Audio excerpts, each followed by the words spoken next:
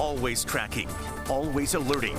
This is Next Weather. Hi everybody, we are looking pretty good here, dry the next few days with an increase in moisture towards the end of the week, but I think we're looking good. And we're tracking the tropics, got one storm out there to watch and potential development over the next couple of weeks. No threats for us right now. Dry air on top of us here, and in fact it's even drier further up north, and a lot of times that dry air sinks down to the surface and lowers the humidity. Yeah, we've seen a little bit of that, but enough low level moisture within the first few hundred feet of the atmosphere. That's enough for us here across South Florida to get in on some showers. Already saw that today.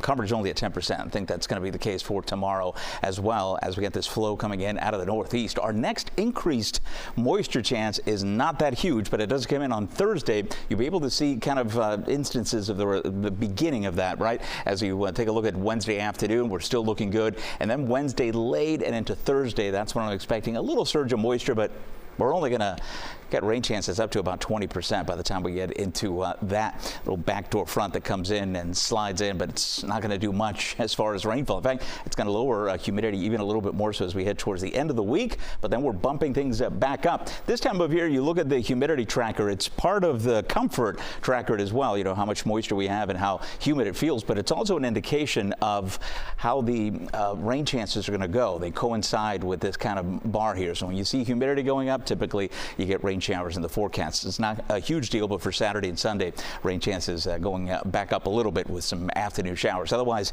we're looking good as far as being on land. If you're going to be in the water, don't do it because the river currents are really high. They're going to be strong tomorrow and frequent as well.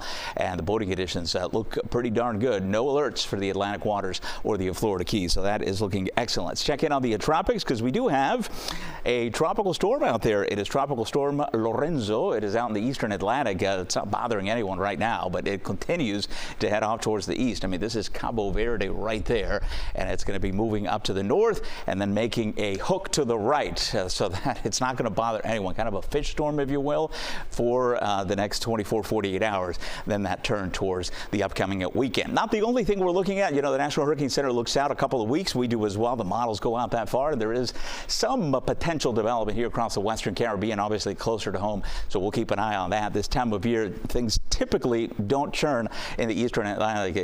Usually, if anything's going to develop, it's in the Western Caribbean or the Gulf, and that is going to be the case here as well. So we check in on the next weather 7-day forecast. We'll take you into the end of the week, and we're going to have those lower rain chances. It's going to feel nice as well. Temperatures back in the mid-80s. We'll keep it there through the weekend and heading into next week.